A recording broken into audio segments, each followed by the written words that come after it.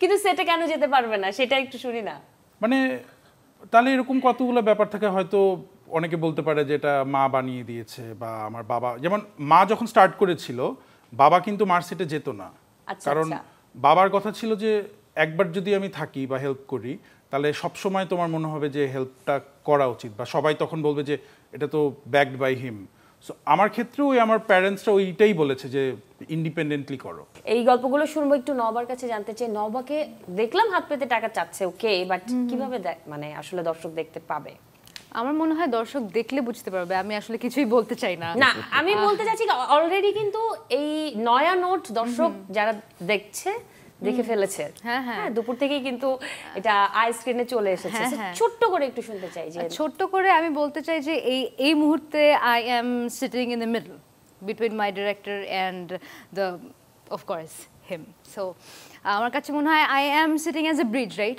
So আমার character যেটা Elma is also the bridge in the story. So এতটুকুই বলবো, যারা দেখেছেন তারা হয়তো বুঝতে পেরেছেন, আর যারা দেখেনি তাদের জন্য আমার মনে হয় সাসপেন্সটা তৈরি করে রাখা উচিত যে ঠিক আছে। অবশ্যই আরো অনেক শুটিং এর মজার মজার গল্প, নয়নউট নিয়ে আরো অনেক কিছু জানার আগ্রহ আছে আমার সাথে। দর্শক যারা এখনো দেখেনি তাদেরও জানানোর ইচ্ছে আছে, প্লিজ।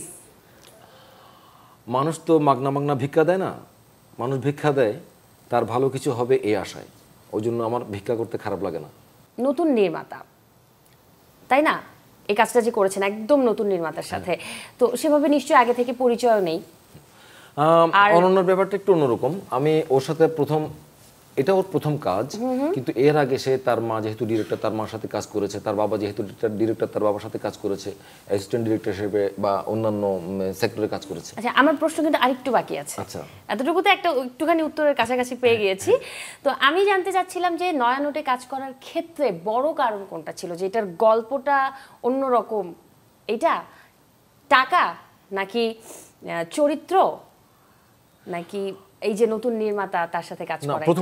প্রথমত কথা হচ্ছে নির্মাতা উনি যেই হোক না কেন, অল্প পরিচিত, স্বল্প পরিচিত বা বেশি পরিচিত, প্রথমটা আমার গল্প বা চরিত্রটাকে আমি বিবেচনায় আনি, মানে ওইটাও আনি, আবার ডিরেক্টরটাকে সেটা বিবেচনায় আনি বা তার টিমটাকে। তো সেই হিসেবে এইটা ওর সাথে ওর ডিরেকশনের প্রথম কাজ হলেও ওর সাথে আমার আগে কাজ হয়েছে। ওর মার সিনেমা করতে গিয়ে, প্রহেলিকা করতে গিয়ে, ওখানে সে অ্যাসিস্ট্যান্ট ডিরেক্টর ছিল, মনে হয় অ্যাসোসিয়েট ডিরেক্টর ছিল। তো তখন থেকে সে আমাকে, মানে ওই শুটিং এর থেকে আমাকে সে বলছিল যে আমার সাথে একটা কাজ করবে। তো একটা ওয়েব সিরিজ করার কথা ছিল। তো পরবর্তীতে অনেকদিন পরে সে আমাকে বলল যে আমি তো অনেক ট্রাই করলাম, কিন্তু আমাকে সাহস করে কেউ দিচ্ছে না, যেহেতু আমার প্রথম কাজ। তাহলে আমরা ওয়েব সিরিজের আগে তার কাছে গল্প আছে, তার কাছে নানা ধরনের গল্প আছে, সেটা আমাকে আগে থেকে সে বলেছিল। তখন বললো যে আমরা এরকম একটা কাজ করি, একটা ওয়েব ফিল্ম করি 1 ঘন্টা 1.5 ঘন্টার, তারপর ওটা পরে দেখা যাবে। এবং গল্পটা দিল, পরে গল্পটা আমরা অনেকবার বসে এটাকে ডেভেলপ করলাম আরো, তারপরে কাজটা তো করা হলো এবং অবশেষে দর্শকদের সামনেও চলে এসেছে। যদি একটু অনন্যর কাছে আসে, আমি নবার কাছে আসবো, নবার জন্য একটা দারুণ একটা প্রশ্ন আছে। তার আগে একটু অনন্যর কাছ থেকে একটা বিষয় আমি জানতে চাই, যে সেটে সব আর্টিস্টই অভিজ্ঞ, তাই না? তার মধ্যে আবার সিনিয়র আর্টিস্ট সবাই।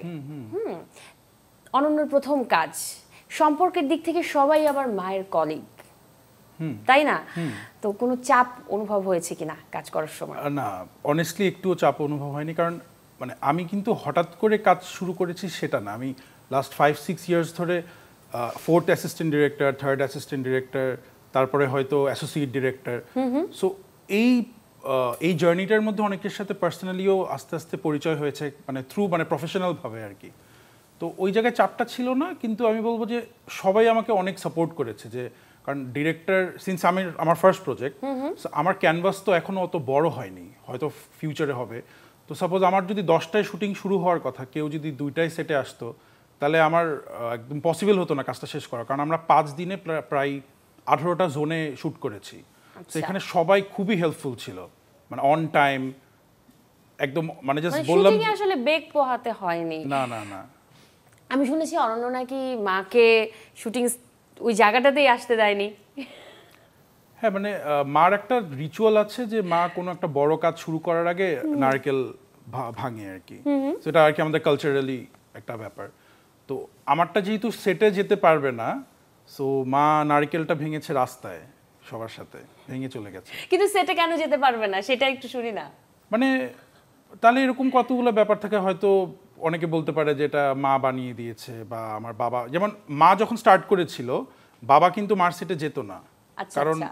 বাবার কথা ছিল যে একবার যদি আমি থাকি বা হেল্প করি তাহলে সব সময় তোমার মনে হবে যে হেল্পটা করা উচিত, বা সবাই তখন বলবে যে এটা তো ব্যাকড বাই হিম। সো আমার ক্ষেত্রেও আমার প্যারেন্টসরা ওইটাই বলেছে যে ইন্ডিপেন্ডেন্টলি করো। এটা তো একটা বিষয় টেকনিক্যাল, কিন্তু আমি তো আরেকটা বিষয় জানি যে মা থাকলে তো আরেকটা অন্যরকম চাপ হয়ে যেত অনন্যর জন্য। হ্যাঁ, হতে পারতো, কারণ হতে পারে যে আমি একটা জিনিস একভাবে দেখছি, মা বলছে যে এভাবে করো। কারণ মার যখন সিনেমার সেটে আমি যখন থাকি তখন ওটা তো আমার প্রফেশনের পার্ট থাকে, যে আমিও তো মাকে বলি যে মা এটা এইভাবে করো। অনেক সময় মা নেয়, অনেক সময় নেয় না।